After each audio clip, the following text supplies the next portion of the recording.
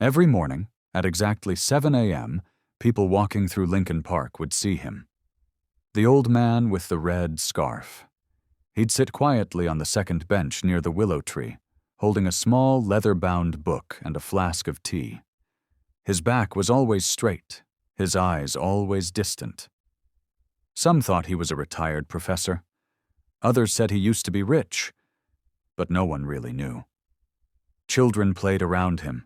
Joggers passed, dog walkers nodded, and every morning, without fail, he would take out a single white envelope from his coat pocket, open the same old letter inside, read it slowly, then close his eyes. Some days he smiled. Other days his lips would tremble, but he never missed a day, rain, snow, or sunshine. And no one dared interrupt. Except her. It was the third week of fall. The air had started to bite.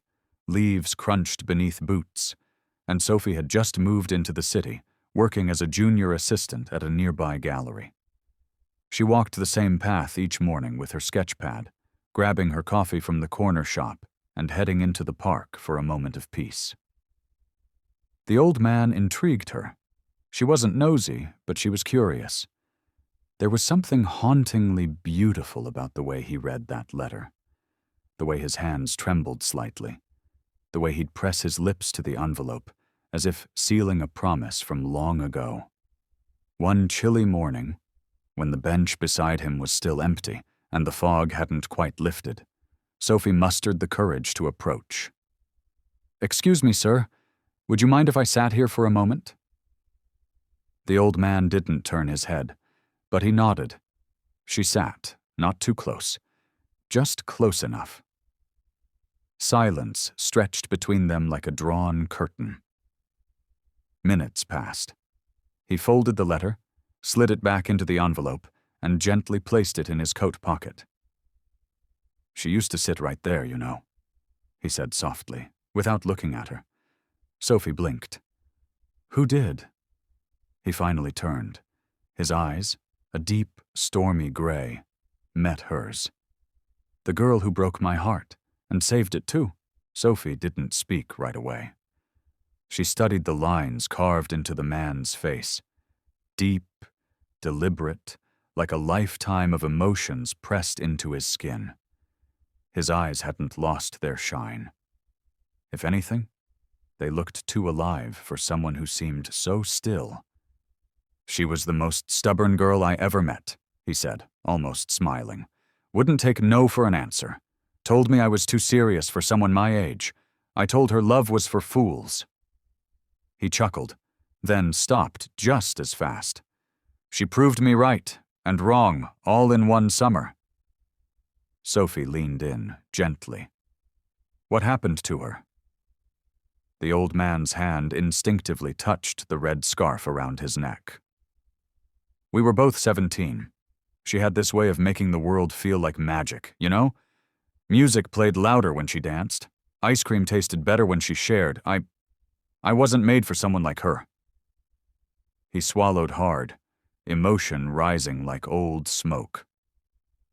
"I was already planning to leave town. My father wanted me to go to college in Boston. Said love could wait. Said dreams didn't pay bills." He paused, glanced at the fountain ahead, then continued. "I didn't tell her I was leaving. I thought I was doing the right thing. I thought she'd forget me." Sophie said nothing. The silence pressed between them like fog. "But she didn't," he whispered. "She wrote me a letter every week. For 3 years." He reached into his coat pocket. And there it was, the leather-bound book now in his hands. He opened it to reveal dozens of fragile, faded letters, folded, preserved, some stained with what looked like tears. Others had tiny pressed flowers tucked inside. "I never wrote back," he admitted. Sophie's eyes widened. "Why?" "Because I was afraid. Afraid that if I wrote back, I'd come back. And if I came back, I'd lose everything I was building." He stopped. His fingers gripped the edge of a particular letter, one with a tiny red heart drawn in the corner. Then, the letter stopped coming. A long pause. Last one she sent, it said, "I'm letting you go, not because I want to, but because I must. Maybe we were only meant for a season, but if you ever sit on the bench by the Willow, you'll know I waited, even if you didn't come." The wind rustled the trees. Sophie blinked rapidly, fighting back unexpected tears. "She passed away 2 years ago," he said quietly. "I didn't know. I just came back to visit my hometown. Found out she'd never married. Never moved. They said she'd come here every morning for years, waiting. And now," he said, his voice cracking, "I wait for her." The next day, Sophie returned to the park with a small paper bag and hesitant hope. The old man was there, as though rooted to the same bench. He didn't seem surprised when she sat beside him.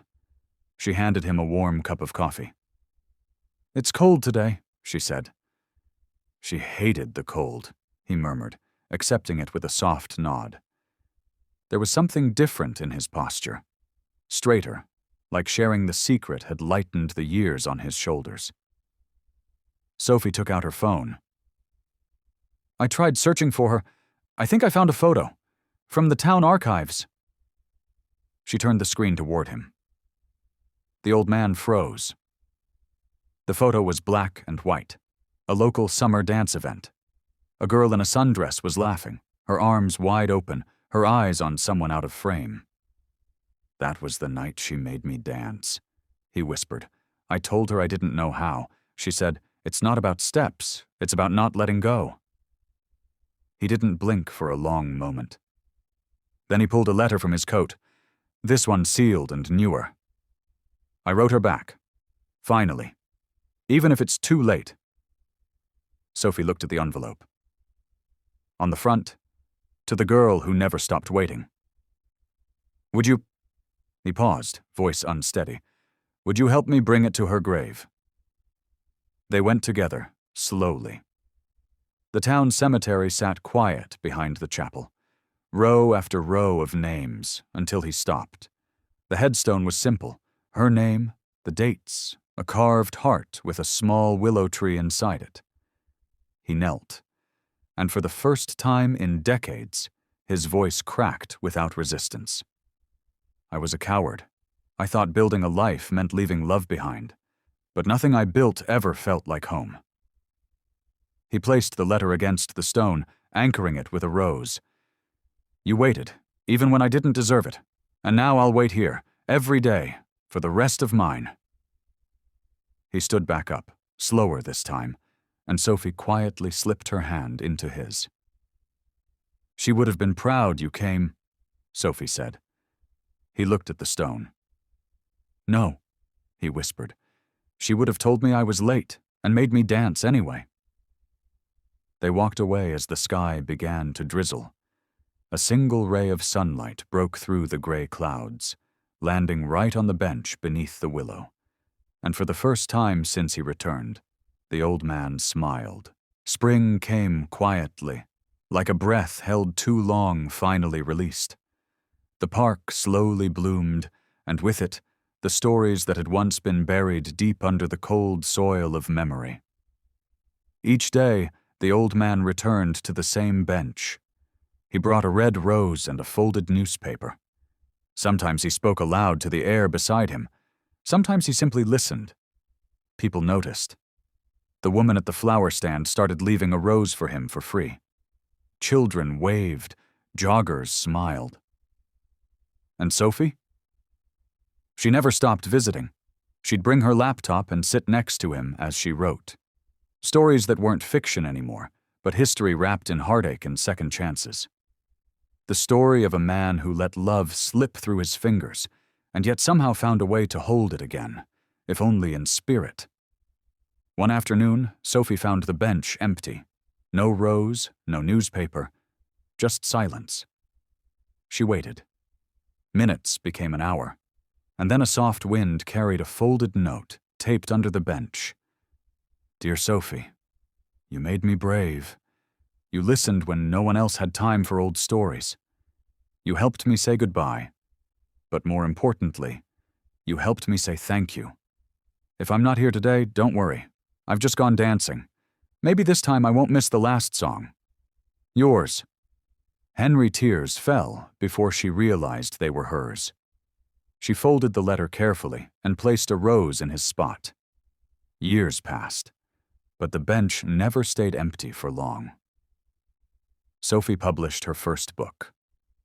On the dedication page, just one line stood alone. To the man who taught me how to wait, and the woman who taught him how to dance. Tourists would stop at the park's bronze plaque beside the bench, donated anonymously. It read, "Love never truly leaves. It just waits beneath the willow." And some say, if you pass by on a quiet evening, you'll hear faint laughter on the wind, like a dance no one ever forgot, because some love stories never really end.